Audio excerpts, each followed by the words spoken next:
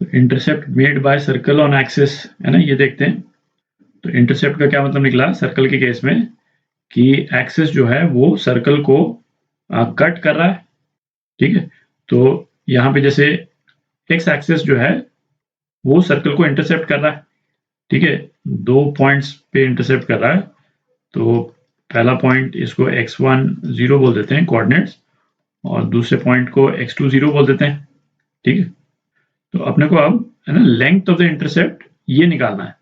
Length of the intercept क्या हो जाएगा, x2 माइनस x1 है ना, ये निकालना है अपने को। तो किसी भी सर्कल की जो जनरल इक्वेशन है वहीं से शुरू करते हैं। X square plus y square plus 2gx plus 2fy plus c is equal to 0। अच्छा, इस इक्वेशन में है ना किसी भी कोऑर्डिनेट की यदि अपन वैल्यू डालेंगे तो क्या आ जाएगा, x1 स्क्वायर प्लस 2gx1 है ना, ये 0 हो गया, plus c is equal to 0। तो x1 की क्या वैल्यू आ गई, minus 2g plus minus under root 4g square minus 4c है ना अपॉन 2। तो ये हो गया minus g plus minus under root G square minus C. तो ये जो अपन ने x1 की जो वैल्यू डाली है ना, बेसिकली दो वैल्यूज आ गई इसी x1 की वैल्यू में, x1 x2 दोनों ही आ गए, ठीक है।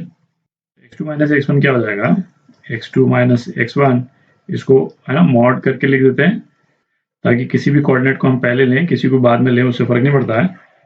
ये डिस्टेंस जो है ना हम चाहते हैं पॉजिटिव रहे। तो ये कितना आ जाता है, twice under root G square minus C. तो लेंथ ऑफ इंटरसेप्ट जो है कोई भी सर्कल यदि किसी एक्सिस के द्वारा जो है वो इंटरसेप्ट हो रहा है तो लेंथ ऑफ द इंटरसेप्ट ये आ गया, ठीक है। तो इस रिजल्ट को यहाँ पे नोट कर लेंगे है ना, और इसके एक आधे वेरिएशन देखते हैं। तो अब इसमें 3 केस हो सकते हैं है ना। पहला केस क्या हो गया भाई, जी स्क्वायर जो है वो सी से बड़ा है, ठीक है। यदि ये कंडीशन होल्ड करती है तो सिचुएशन कुछ ऐसी होगी जैसा अपन ने यहाँ पे डिपिक्ट कर रखा है, ठीक है। तो जी स्क्वायर यदि सी से ज्यादा है तो एक इस इंटरसेक्ट की है ना एक प्रॉपर फाइनाइट वैल्यू आ जाएगी, है ना, दिख रहा है अपने को। सेकंड केस क्या हो गया, जी स्क्वायर यदि सी के बराबर है तो इस केस में क्या हो जाएगा, आप है ना x1 जो है वो x2 के बराबर हो जाएगा, ठीक है। इसका मतलब क्या हो गया, दोनों पॉइंट्स एक ही हैं। इसका मतलब x एक्सिस जो है वो इस सर्कल पे टेंजेंट है। तो सिचुएशन जो है वो किस तरह की नजर आएगी, तो सिचुएशन कुछ ऐसी नजर आएगी है ना, एक्स एक्सिस जो है वो टेंजेंट हो जाएगा सर्कल पे। अच्छा, और ये सर्कल जो है वो जरूरी नहीं है, ये तो बनाने को हमने यहाँ बना दिया कि एक्सिस के ऊपर ही हो, नीचे भी हो सकता है सर्कल। सर्कल जो है वो नीचे भी हो सकता है ना, डिपेंडिंग ऑन उसका सेंटर कहाँ पे है, पर एक्स एक्सिस जो है वो टेंजेंट होगा इस वाले केस में। तीसरी सिचुएशन कि जी स्क्वायर जो है वो यदि सी से कम है, तो सी से कम है तो ये अंडर रूट वाला जो टर्म है वो नेगेटिव हो जाएगा, ठीक है। तो x2 माइनस x1 की कोई रियल वैल्यू नहीं आ रही है। तो इसका इंटरप्रिटेशन क्या है कि सर्कल जो है वो x एक्सिस को टच ही नहीं कर रहा है, इंटरसेप्ट भी नहीं कर रहा है और टेंजेंट भी नहीं है। तो सर्कल जो है वो कुछ किस टाइप का नजर आएगा, तो सर्कल जो है वो है ना इस टाइप का नजर आएगा। उसकी पोजीशन जो है ना ऊपर भी हो सकती है पोजीशन, सर्कल की पोजीशन जो है वो नीचे भी हो सकती है, कहीं पे भी हो सकती है, पर एक्सिस को टच नहीं कर रहा है, ठीक है। अच्छा, एग्जैक्टली सेम एनालिसिस जो है वो वाई एक्सिस के इंटरसेप्ट पे भी कर सकते हैं अपन। तो यदि सर्कल जो है वाई एक्सिस को इंटरसेप्ट कर रहा है तो ये पॉइंट 0y2 ये 0y1 हो गया, ठीक है। तो सीधा रिजल्ट ही लिख देते हैं है ना, सेम एनालिसिस आप कर सकते हैं। तो y2 माइनस y1 जो है वो अपने पास में क्या आ जाएगा, twice under root F square minus C. X के केस में क्या आया था अपना, एक्स इंटरसेप्ट के केस में under root G square minus C, तो ये एफ स्क्वायर माइनस सी। और सेम जो 3 कंडीशंस हैं है ना, F square greater than C ये तो दिख ही रहा है, और F square is equal to C. तो ऐसे वाले केस में सर्कल जो है वो यहाँ बना देते हैं, वाई एक्सिस जो है वो टेंजेंट हो जाएगा सर्कल पे, ठीक है। और तीसरी condition F square less than C है ना, इसकी कोई रियल वैल्यू नहीं आ रही है, तो मतलब ये सर्कल जो है वो वाई एक्सिस को टच नहीं कर रहा है, ठीक है। Position of point with respect to circle है ना, इसको देखते हैं।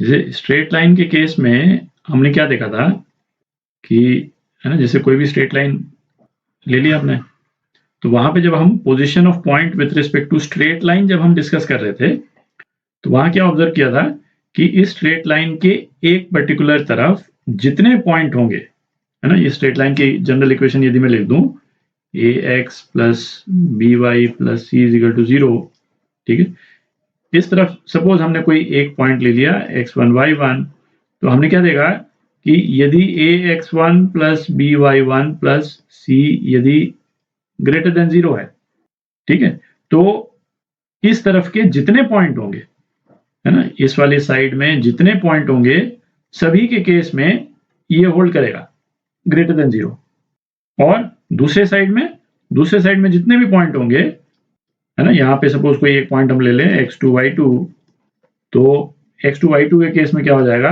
ax2 plus by2 plus c less than 0 हो जाएगा। मतलब इस तरफ वाले पॉइंट यदि ग्रेटर देन 0 हैं तो दूसरी तरफ वाले पॉइंट लेस देन 0 होंगे। तो इस एनालिसिस से हम बेसिकली क्या निकालते थे कि कोई भी स्ट्रेट लाइन जो है वो प्लेन को दो रीजन्स में डिवाइड कर रही है, एक रीजन में ये इनइक्वालिटी होल्ड करती है तो दूसरे रीजन में ये इनइक्वालिटी होल्ड करती, ठीक है। तो ये तो अपन डिस्कस कर चुके हैं। सर्कल के केस में, है ना, किसी पॉइंट के जब हम पोजीशन की बात करते हैं तो हम बेसिकली क्या डिस्कस कर रहे हैं कि वो पॉइंट सर्कल के अंदर लाई करेगा या सर्कल के बाहर लाई करेगा, तो उसको देखते हैं। तो ये सर्कल सपोज इसकी जनरल इक्वेशन जो है वो x square plus y square plus 2gx plus 2fy plus C is equal to 0 है, ठीक है। कोई भी जनरल पॉइंट हमने x1 y1 ले लिया, ठीक है, तो ऑन द सर्कल भाई तीन ही केस हो सकते हैं, या तो ये पॉइंट सर्कल के ऊपर होगा, सर्कल के बाहर होगा, या सर्कल के अंदर होगा।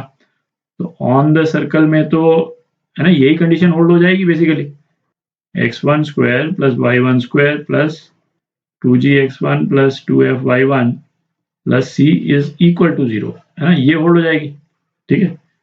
यदि x1 y1 सर्कल के अंदर है ना, इनसाइड द सर्कल, तो क्या होगा, ये जो रिलेशन है मैं चलिए लिख ही देता हूँ x1 square plus y1 square, है ना, इसकी वैल्यू हम पुट कर दें इस इक्वेशन में प्लस c, ये क्या हो जाएगा, ये लेस देन 0 हो जाएगा। जब भी लेस देन 0 हो इसका मतलब वो पॉइंट सर्कल के अंदर है और, है ना, आउटसाइड द सर्कल, यही पॉसिबिलिटी बचती है आउटसाइड द सर्कल। तो इस वाले केस में ये वाला जो एक्सप्रेशन है ना, इसको मैं केवल ब्रैकेट करके ही शो कर रहा हूँ, है ना, वो क्या हो जाएगा ग्रेटर देन 0, ठीक है। तो ऐसे सारे पॉइंट आउटसाइड द सर्कल होंगे। तो अब इस पे कुछ क्वेश्चंस करते हैं।